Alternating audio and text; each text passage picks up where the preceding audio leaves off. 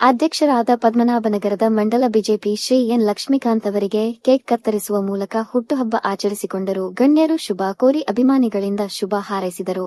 N Lakshmikant sir ಅವರ ಹುಟ್ಟು ಹಬ್ಬದ ಪ್ರಯುಕ್ತ ಪೌರಕಾರ್ಮಿಕರಿಗೆ ಸೀರೆ ವಿತರಿಸಿದರು ಹಾಗೂ ಹೆಲ್ತ್ ಕ್ಯಾಂಪ್ ಏರ್ಪಡಿಸಿದರು.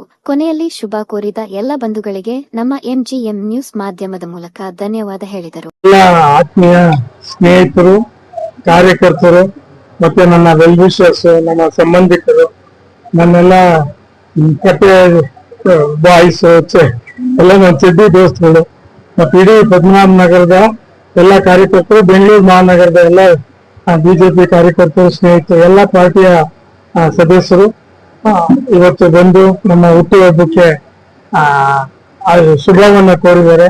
ಅವರಿಗೆ ಮತ್ತೆ ಮೊದಲನೇದಾಗಿ ನಮ್ಮ ಕುಟುಂಬದ ಪರವಾಗಿ ಅವರಿಗೆ ನನ್ನ ತುಂಬಾ ಹೃದಯಪೂರ್ವಕವಾದ ಧನ್ಯವಾದಗಳನ್ನು ತಿಳಿಸಕ್ಕೆ ಇಷ್ಟಪಡ್ತೇನೆ. ಪದ್ಮನಾಭನಗರ ಜನಪ್ರಿಯ ಶಾಸಕರು, ವಿರೋಧ ಪಕ್ಷದ ನಾಯಕರು, ನಮ್ಮ ಮಾರ್ಗದರ್ಶಕರು ಆರ್ ಅಶೋಕ್ ಅವರು ಈಗ ಕರ್ನಾಟಕದ ಬೈ ಎಲೆಕ್ಷನ್ಗೆ ಚುನಾವಣೆ ಪ್ರಚಾರದಲ್ಲಿದ್ದಾರೆ.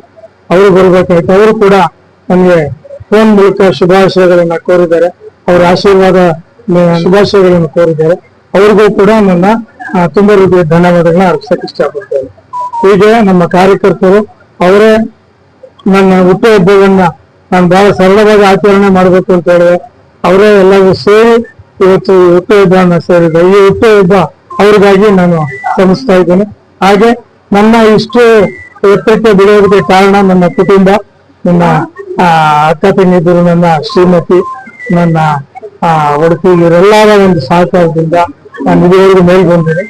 ಇನ್ನೂ ದೇವರ ಆಶೀರ್ವಾದ, ತಂದೆ ತಾಯಿ ಆಶೀರ್ವಾದ ಮತ್ತೆ ಎಲ್ಲ ದೊಡ್ಡವರ ಆಶೀರ್ವಾದದಿಂದ ನಮ್ಗೆ ಒಳ್ಳೇದಾಗ್ಲಿ ಅಂತ ಹೇಳಿ ಶುಭಾಶಯ. ಅವ್ರಿಗೂ ಕೂಡ ನನ್ನ ತುಂಬಾ ಧನ್ಯವಾದಗಳನ್ನು.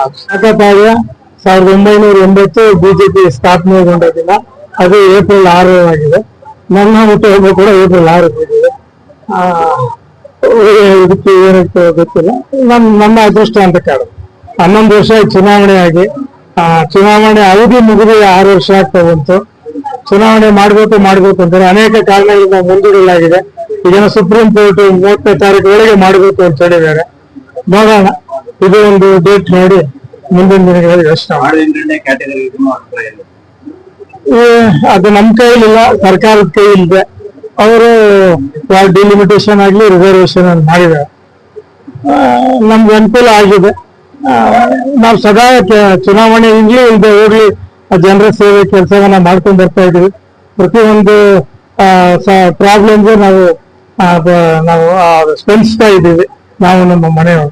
ಸೊ ಮುಂದಿನ ದಿನಗಳಲ್ಲೂ ಅಷ್ಟೇ ಚುನಾವಣೆ ಬರ್ಲಿ ಬರ್ದೇ ಹೋಗ್ಲಿ ನಮ್ಮ ನಿರಂತರ ಸೇವೆಯನ್ನ ನಾವು ಈ ಕ್ಷೇತ್ರದ ಜನತೆಗೆ ನಾವು ಮಾಡ್ತಾ ಇದ್ದೀವಿ, ತೊಡಗಿಸ್ಕೊಂಡಿರ್ತೀವಿ. ನಮ್ಮ ಎಲ್ಲಾ ಕ್ಷೇತ್ರದ ಜನ ಮತ್ತೆ ನಮ್ಮ ಕಾರ್ಯಕರ್ತರು ಎಲ್ಲ ಬಂದು ಅವರೇ ಸ್ವತಃ ಎಲ್ಲಾನು ವ್ಯವಸ್ಥೆ ಎಲ್ಲ ನೋಡ್ಕೊಂಡು ಸಂತೋಷ ಆಗುತ್ತೆ.